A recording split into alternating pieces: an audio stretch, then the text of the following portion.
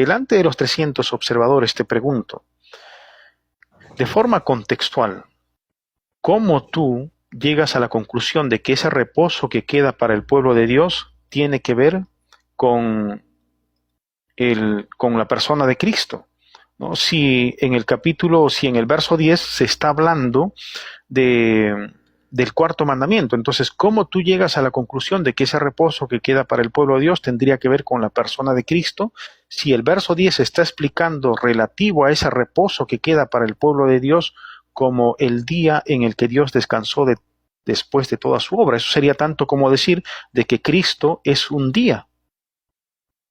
Te escuchamos, hermano. Vuelvo y le repito, es que Dios no necesitó descanso.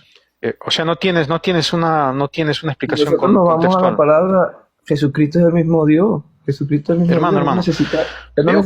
Escúchame, veo que tienes un problema. Mira, te estoy haciendo un requerimiento y no tienes el poder para presentar defensa a lo que tú estás proponiendo como idea. Pero es que estás separando a Dios de Cristo. Mira, escúchame, el verso 10 dice lo siguiente, si no lo que está escrito en el verso 10 tendría que ser una incoherencia del autor. El autor de este libro tendría que ser un lunático, entonces escribió el verso 9, pero ahora en el verso 10 escribió una incoherencia. ¿Por qué? Porque nada tendría que ver con el verso 9. Pero el verso 10, escúchame, el verso 10 no. Escúchame, te voy a leer los dos textos, dice. Por tanto, queda un reposo para el pueblo de Dios. Ojo, y no estás tomando en cuenta de que la palabra reposo proviene aquí del término griego sabatismos, que he dado una explicación contextual. No te interesa ese asunto a ti.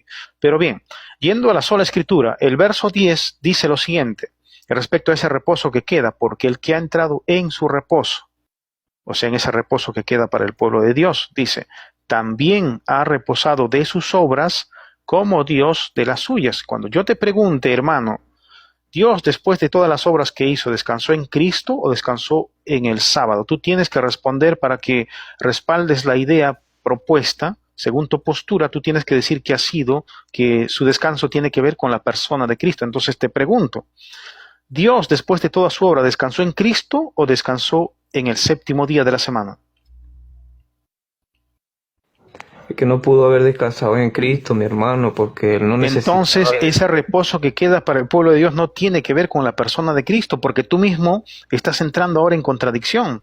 Porque primero nosotros somos los que necesitamos de Dios. Escúchame, no necesitamos de hermano, no evadas el tema. No evadas el tema. Yo no les permito a nadie que me evadan el tema aquí.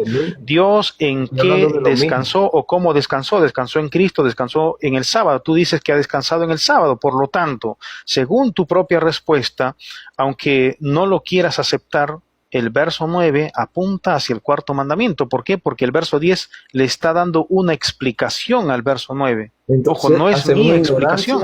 Entonces hacemos ignorancia a la muerte de Cristo y dejamos el sábado que nos salva. Hermano mío, Cristo es el que nos da el reposo, que es otra cosa. Por eso que Él dice que Él es el Señor del día de reposo. O sea, y Cristo es también quien dijo que el sábado fue hecho por causa del hombre. O sea, Cristo es quien te está proporcionando de ese reposo.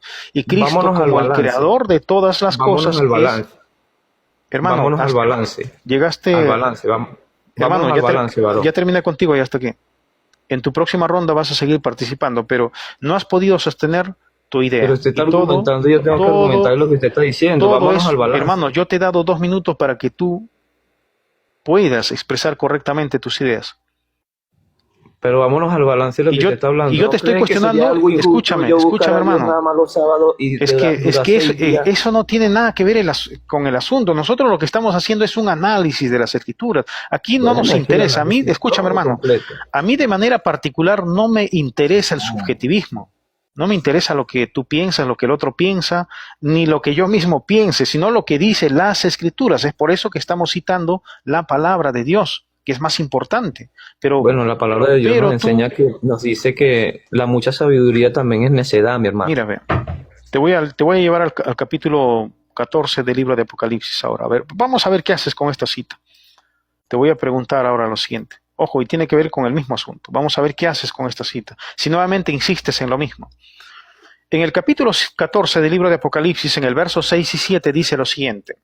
Vi volar por en medio del cielo a otro ángel que tenía el evangelio eterno, para predicarlo a los moradores de la tierra, a toda nación, tribu, lengua y pueblo. Verso 7, diciendo a gran voz, temed a Dios y dadle gloria, porque la hora de su juicio ha llegado. Mucha atención ahora aquí, hermano. Y adorad a aquel que hizo el cielo y la tierra, el mar y las fuentes de las aguas. El autor de este libro está diciendo que debemos de adorar a Dios como creador, ¿no? Porque está presentando al Señor como el que hizo el cielo, la tierra, el mar y las fuentes de las aguas. Te pregunto, para adorar a Dios como creador, según las Escrituras, ¿qué tenemos que hacer? Pues cumplirlas como tal, pues. Pero yo creo que nosotros no estamos incumpliendo por guardar el sábado, mi hermano. Te voy a mostrar la evidencia bíblica de que si tú no reposas en sábado, tú no estás adorando a Dios como creador. Yo te he hecho la pregunta directa. ¿Qué tienes que hacer o qué tenemos que hacer nosotros para adorar a Dios como creador? Ojo, tú has dicho, bueno, obedecer, pero ¿obedecer qué? Vamos a ver qué es lo que dice el capítulo 20 del libro de Éxodo, versos del 8 al 11. Dice, el verso 8 dice, acuérdate del día de reposo para santificarlo. Ojo, para apartarlo, para distinguirlo de los 6 días restantes. La razón o el por qué debemos de hacer esto se encuentra en el verso 11. Dice, porque en 6 días hizo Jehová los cielos y la tierra, el mar y todas las cosas que en ellos hay, y reposó en el 7º día. Por tanto, Jehová bendijo el día de reposo y lo santificó. O sea, ¿por qué debemos de apartar el día de reposo?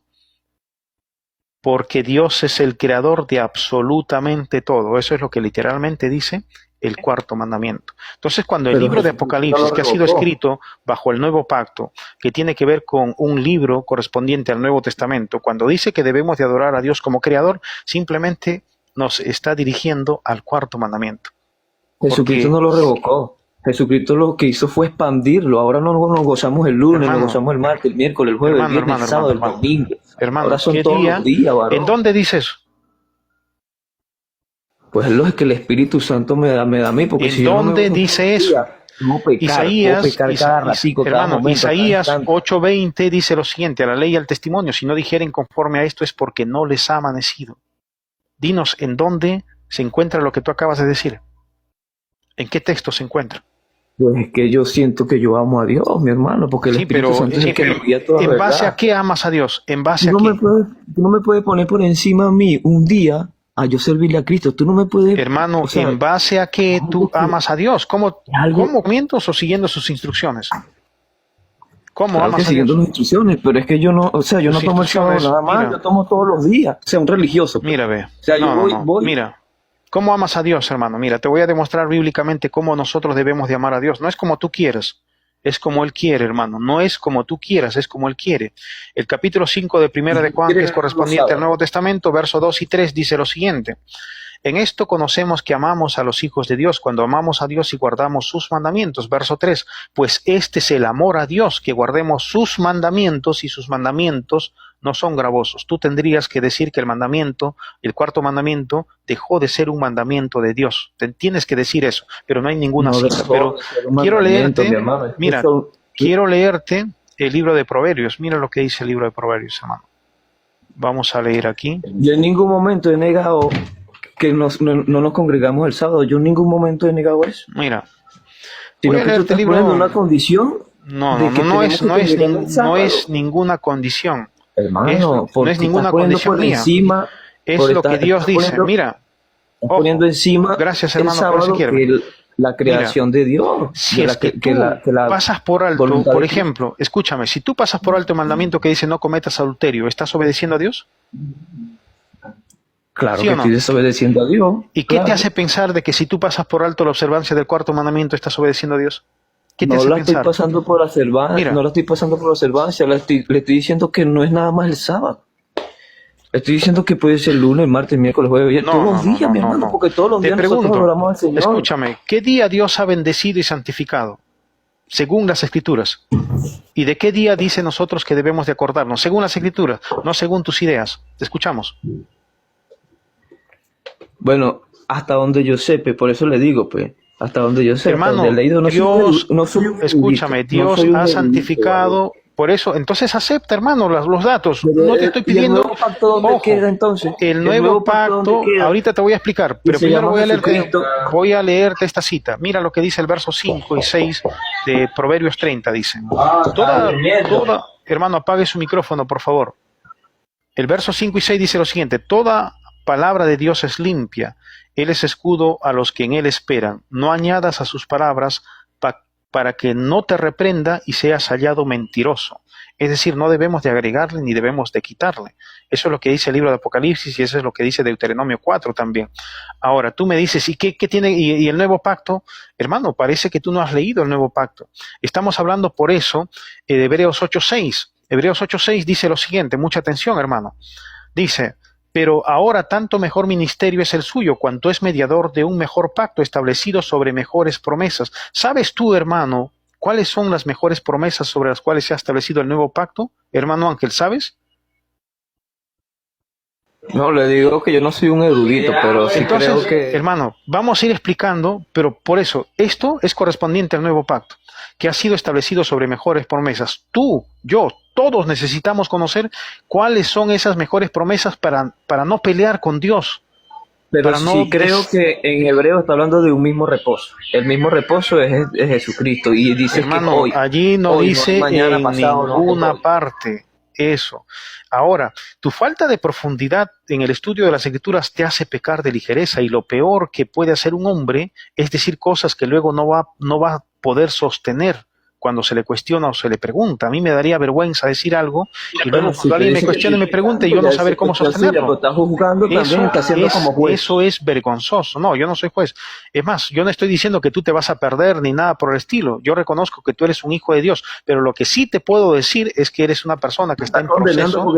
Escúchame, eres una persona que está en proceso de aprendizaje. Eso sí lo digo con toda seguridad, y la insensatez que es producto de la falta de conocimiento te hace decir cosas que la palabra de Dios no dice.